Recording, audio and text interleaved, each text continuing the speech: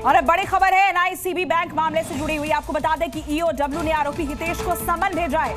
122 करोड़ रुपए की गड़बड़ी का आरोप है। अकाउंट मिलान में ये गड़बड़ी सामने आई थी। अब आरोपी के खिलाफ एफआईआर दर्ज किया गया है और फोरेंसिक ऑडिट इसका किया जाएगा। ये बड़ी खबर है एनआईसी बैंक मामले से जुड़ी ये बड़ी जानकारी। ईओडब्ल्यू ने कार्रवाई करते हुए आरोपी हितेश को समन भेज दिया है। ये पूरा मामला जो है 122 करोड़ रुपए की गड़बड़ी का है। आरोप लगे हैं। अकाउंट मिलान में गड़बड़ी सामने आई है और आरोपी के खिलाफ एफआईआर भी दर्ज कर ली गई है। देखिए अलग अलग तस्वीरों के जरिए आपको दिखा रहे हैं किस तरीके से इसके बाद बैंक के बाहर भीड़ लगी हुई है। लोगों को हालांकि अब टोकन दिए गए हैं। पुलिस ने पूरे मामले की जांच शुरू कर दी है। एनआईसीबी बैंक पर ताला लटका हुआ है और जो जनता है वो फिलहाल कतारों में खड़ी हुई दिखाई दे रही है। जी टीवी का बहुत बहुत धन्यवाद। हम लोगों की आवाज़ उठा रहे, ऐसी आवाज़ उठाते रहो और हमको न्याय दिलाओ। कोई नेता तो नहीं आएगा, कम से कम आप तो आ रहे, यही सब टोकन दे के जा रहे, पैसा लिया और टोकन दे के जा रहे। अभी हम लोगों का पगार का भी वांदा है और घर का भी चलाने का वांदा है। फीस भरनी बच्चे की, उधर चेक देने के, अभी वो चेक दे के तो इधर से पास नहीं होगा तो उधर तो स्कूल तंग करेगी ना। इसलिए जीव का बहुत बहुत धन्यवाद सर। डर तो हमारी पूंजी पूरी यहीं पे है, जो मिली थी पूंजी यहीं पे। अब क्या करें, डर तो लगेगा ना। अब सडनली इन्होंने बंद कर दिया। अब सोसाइटी वाले अपने लाइट खर्चा कहाँ से देगा, पानी का बिल कहाँ से देगा, सोसाइटी का बिल कहाँ से देगा, सिक्योरिटी का बिल कहाँ से देगा, वो लोग कहाँ से देंगे सब। ये तो पहले से इनको ये सब जब अपने एम्प्लॉय को दे सकते हैं, अपना खर्चे दे सकते हैं, तो ये भी इनको प्रोविजन रखना चाहिए ना। रोज दैनंदिन के लिए पैसा चाहिए, वो किससे लेंगे? हमारा पेंशन भी नहीं है, हमारे पास कुछ नहीं है, तो क्या करेंगे? बेटे से चल रहा है हमारा घर। तो देखिए लोगों की जमा पूंजी है और यही वजह है कि वो अपने पैसे को लेकर परेशान है। खबर आपको बताते हैं कि अब तक क्या हुआ है, मामला क्या है। देखिए 14 फरवरी बैंक पर ताला लगा।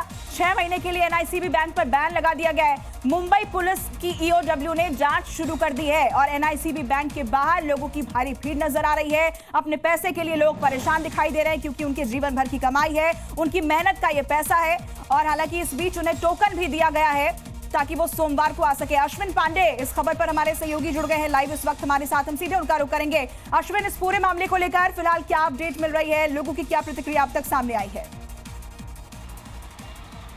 जी देखिए, लोग खासा नाराज हैं, परेशान हैं, चूंकि उनका जो पैसा है फंसा हुआ है। ऐसे कई लोग मिल रहे हैं जो अपने पैसे को निकाल नहीं पा रहे हैं, घर में ज़रूरत की चीज़ें उन्हें लानी है। कई लोग ऐसे हैं जिनका एफडी है और उसी के इंटरेस्ट से उनका जो पूरा घर खर्च चल रहा था। अब चूंकि एफडी का पैसा भी वो नहीं निकाल सकते और ना ही उन्हें इंटरेस्ट मिलने वाला है, तो ऐसे में उनके लिए काफ़ी दिक्कतें हो गई हैं अपना घर चलाने में। तो उनकी मांग है कि कम से कम ऐसी रियायत हो ताकि वो कुछ पैसा विड्रॉ कर सके, कम से कम 5,000 10,000 रुपये वो विड्रॉ कर सके ताकि घर खर्च चला सकें।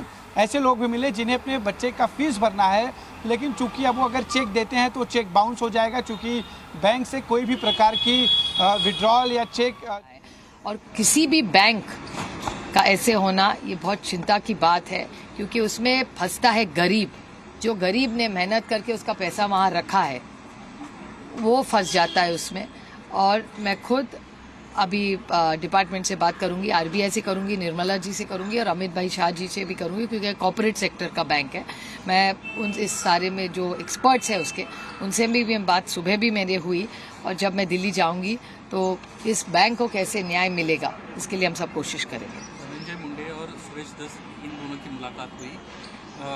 देखा जाए तो पिछले 2-3 महीने से लगातार आरोप पे आरोप सुरेश दस धनंजय मुंडे पे करते थे, लेकिन जिस तरह से उनकी चुपचाप जाके मुलाकात हुई है, उस मुलाकात को लेके तो सुप्रिया सुले को आपने सुना। अश्विन लगातार हमारे साथ बने हुए हैं। अश्विन, लोग परेशान है लेकिन इस बीच कार्रवाई क्या हुई है अब तक, इसके बारे में क्या जानकारी सामने आई है एक्शन को लेकर, वो भी जरा दर्शकों को अपडेट कीजिए।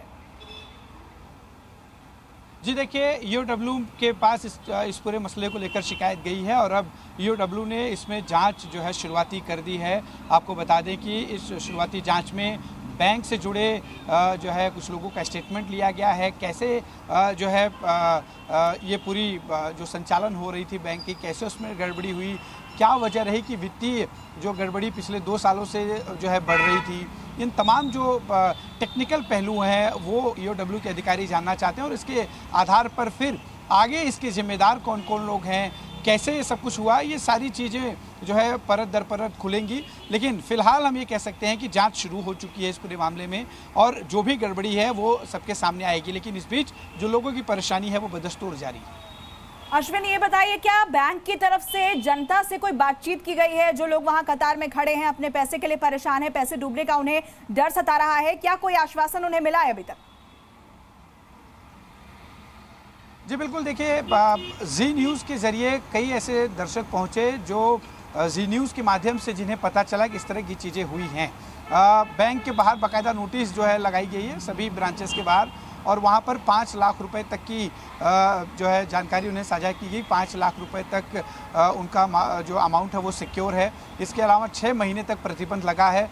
6 महीने के बाद समीक्षा की जाएगी आरबीआई द्वारा और फिर जो पैसे लोगों के फंसे हुए हैं उसे किस तरह से दिया जाएगा या फिर बैंक फिर से एक बार सुचारू रूप से चलेगी, ये तमाम जो चीज़ें हैं वो 6 महीने के बाद साफ होंगी। लोगों के मन में कई शंकाएं हैं और अश्विन लगातार इस खबर पर नजर बनाए हुए। फिलहाल बहुत शुक्रिया अश्विन, आपका ये तमाम जानकारी हम तक पहुंचाने के लिए। तो लोगों को फिलहाल टोकन जरूर मिल रहा है, सोमवार को बैंक आने का उन्हें टोकन दिया जा रहा है, लेकिन लोगों की परेशानी लगातार बनी हुई है।